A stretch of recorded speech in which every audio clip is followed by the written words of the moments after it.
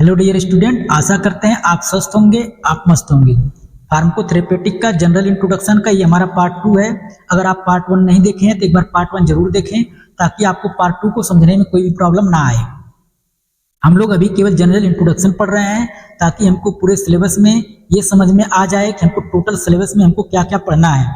जैसे ही हमारा ये इंट्रोडक्शन का पार्ट इस पार्ट 2 में खत्म होता है, उसके बाद हम लोग एक एक टॉपिक के बारे में डिस्कस करेंगे, जिसमें हम लोग टोटल एक एक डिटेल से एक एक टॉपिक के बारे में पढ़ेंगे। तो हमारा ये पार्ट 2 में सबसे पहला टॉपिक है हेमेटोलॉजिकल डिसऑर्डर। हेमेटोलॉजिकल डिसऑर्डर नाम से लग रहा है आपको, ये हमारे कहीं ना कहीं हीमोग्लोबिन और ब्लड से रिलेटेड डिसऑर्डर हैं। इस कंडीशन में हेमेटोलॉजिकल डिसऑर्डर में जो हमारा सबसे पहला है आयरन डिफिशियंसी एनीमिया। एनीमिया क्या है बेटा? एनीमिया कहीं ना कहीं हमारे बॉडी में हीमोग्लोबिन की कमी हो जाती है, उस कंडीशन को हम लोग एनीमिया कहते हैं। हीमोग्लोबिन की कमी क्यों होती है? या तो आयरन की कमी की वजह से हो सकता है, या तो विटामिन B12 की कमी की वजह से हो सकता है, या तो फोलिक एसिड की कमी की वजह से हो सकता है। ये डिपेंड करता है किसकी कमी की वजह से हो रहा है। अगर आयरन की कमी की वजह से हो रहा है उस कंडीशन को हम लोग कहेंगे आयरन डिफिशियंसी एनीमिया। अगर फोलिक एसिड की कमी की वजह से हो रहा है, या तो विटामिन B12 की कमी की वजह से हो रहा है, उस कंडीशन को हम लोग कहेंगे मेगैनोब्लास्टिक एनीमिया। मेगैनोब्लास्टिक एनीमिया को फोलिक एसिड डिफिशियंसी एनीमिया के नाम से भी जानते हैं और कभी कभी विटामिन B12 डिफिशियंसी एनीमिया के नाम से भी जानते हैं। इसके जस्ट बाद हमारा आता है इन्फेक्शंस डिजीज। इन्फेक्शंस डिजीज के नाम से ही लग रहा है कि इसमें वो सारे डिजीज के बारे में हम लोग पढ़ेंगे जो कहीं न कहीं इन्फेक्शन की वजह से होता है। इन्फेक्शन की वजह से मतलब या तो वो बैक्टीरियल इन्फेक्शन हो सकता है, या तो किसी न किसी वायरस की वजह से हो सकता है, जिसमें हमको सबसे पहला पढ़ना है ट्यूबरकुलोसिस। ट्यूबरकुलोसिस को हम लोग टीबी के नाम से भी जानते हैं। हमारा जो ये ट्यूबरकुलोसिस है ये कहीं ना कहीं हमारा इन्फेक्शन डिजीज के अंतर्गत आ जाता है, तो हमको ट्यूबरकुलोसिस के बारे में भी पढ़ना है। उसके क्या क्या सिम्टम आते हैं और उनसे बचाव कैसे किया जाए, और उसका ट्रीटमेंट, प्रॉपर ट्रीटमेंट क्या है, और उसमें कौन कौन से मेडिसिन चलते हैं, इसके बारे में हम लोग डिटेल से अपने टॉपिक में जो हमारा ये आएगा उसको हम लोग पढ़ेंगे। इसके जस्ट बाद हमको पढ़ना है निमोनिया।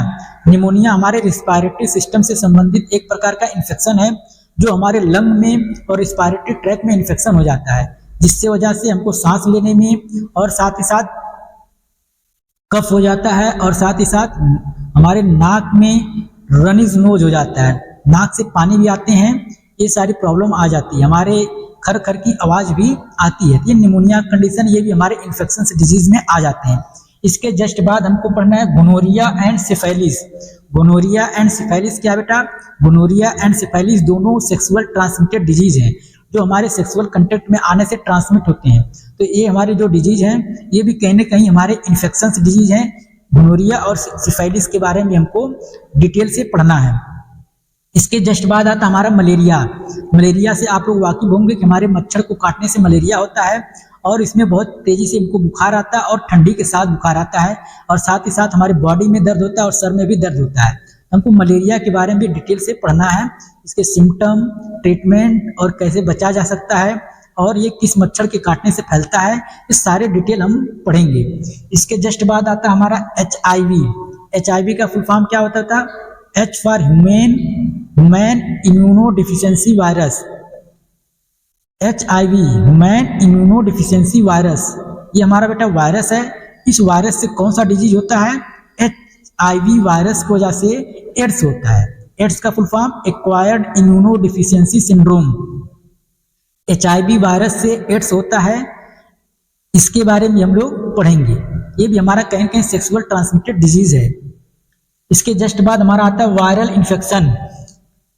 वायरस वायरस इन्फेक्शन में हमको सार्स पढ़ना है। सार्स को हम लोग फुल फॉर्म क्या होता है? Several acute respiratory syndrome. Several acute respiratory syndrome SARS का जो हमारा फुल फॉर्म है, इसके बारे में हमको पढ़ना है। इसके बाद COV2 एक प्रकार का वायरस है, इसके बारे में हमको डिटेल से पढ़ेंगे। अभी हम सारा डिटेल से नहीं बता रहे हैं क्योंकि हमारा जो अगला टॉपिक आएगा इसके जस्ट बाद जब हम एक एक टॉपिक पढ़ेंगे तब उसके बारे में डिटेल से पढ़ेंगे। ये हमारा केवल एक ओवरव्यू आपको मैं दे रहा हूँ कि पूरे सिलेबस में आपको क्या क्या पढ़ना है, ताकि आप सिलेबस पढ़ने से पहले आपको पूरा एक आइडिया रहे हमको पूरे सिलेबस में कितने टॉपिक पढ़ने हैं और क्या क्या पढ़ने हैं। इसके जस्ट बाद आता है हमारा musculoskeletal disorder. Muscular skeletal disorder में हमको सबसे पढ़ना है र्यूमेटॉइड अर्थराइटिस। रूमेटॉइड अर्थराइटिस क्या होता है? हमारे रूमेटॉइड अर्थराइटिस जो होता है बेटा, हमारे ज्वाइंट के पास अर्थराइटिस, जो गठिया का रोग भी कहते हैं, गांठ के पास गठिया का रोग हो जाता है या तो जॉइंट के पास होता है, जिससे हमको चलने में बहुत ही प्रॉब्लम हो जाती है, उस स्थान पर स्वेलिंग हो जाती है, इन्फ्लामेशन हो जाता है, जिससे हमको बहुत ही तकलीफों का सामना करना पड़ता है। उसके जस्ट बाद हमको पढ़ना है ऑस्टियोआर्थराइटिस। ऑस्टियोआर्थराइटिस क्या होता है और रूमेटॉइड अर्थराइटिस क्या होता है, दोनों में क्या डिफरेंस है, जब हमारा टॉपिक आएगा इसके बारे में हमको डिटेल से पढ़ना है इस सब्जेक्ट में। इसके बाद जस्ट आता है हमारा dermatological disorder.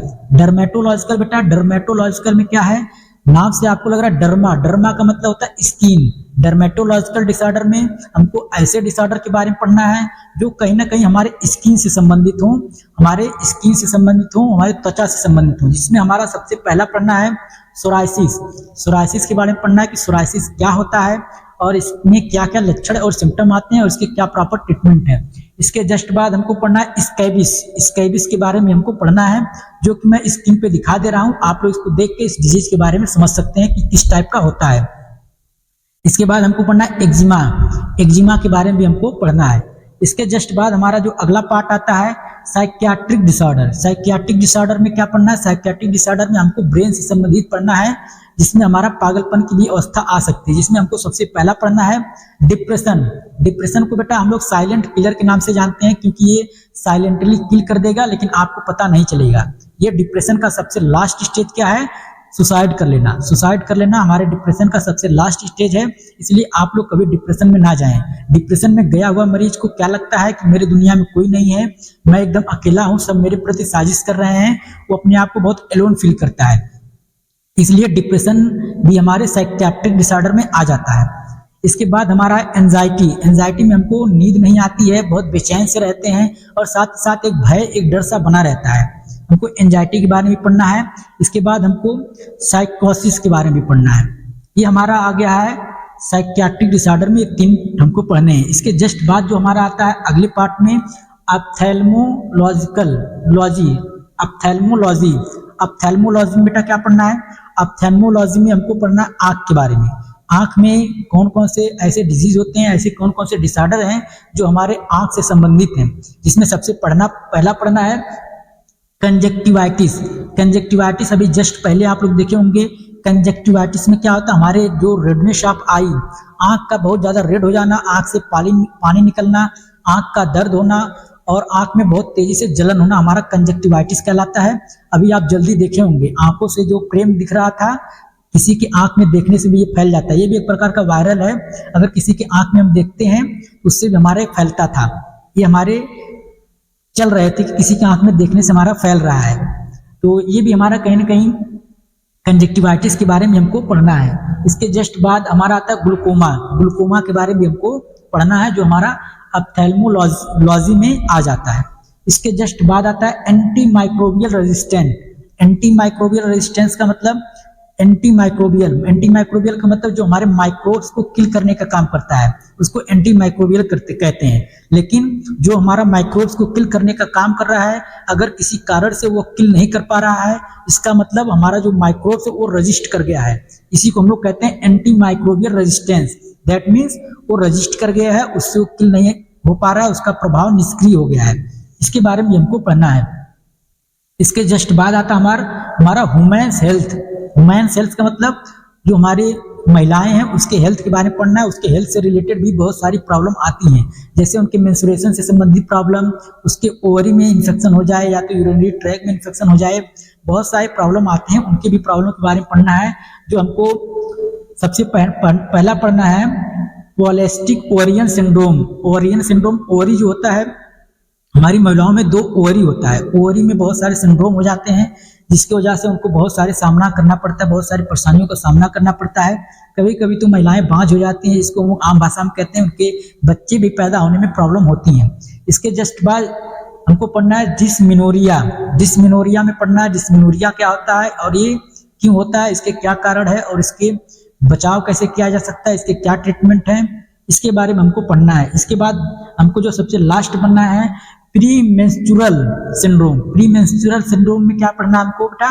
Pre menstrual syndrome में क्या पढ़ना है कि हमारी जो मेंस्ट्रुएशन साइकिल महिलाओं में आते हैं, इन महिलाओं में मेंस्ट्रुएशन साइकिल आते हैं, कभी कभी क्या होता है कि बहुत टाइम हो जाता है लेकिन नहीं आता है। तो हमारे मेंस्ट्रुएशन साइकिल प्रॉपर तरीके से अगर नहीं आ रहे हैं, टाइमिंग सही नहीं है, कभी 1 महीना लेट आ रहा है, कभी जल्दी आ जा रहा है, कभी आ रहा है तो बहुत ज़्यादा हमारे स्टमक में बहुत ज़्यादा पेन हो रहा है, या तो कभी कभी बहुत ज़्यादा हैवी ब्लीडिंग हो रही है, तो इन सारी चीज़ों के बारे में हमको वुमेन्स हेल्थ के बारे में भी पढ़ना है।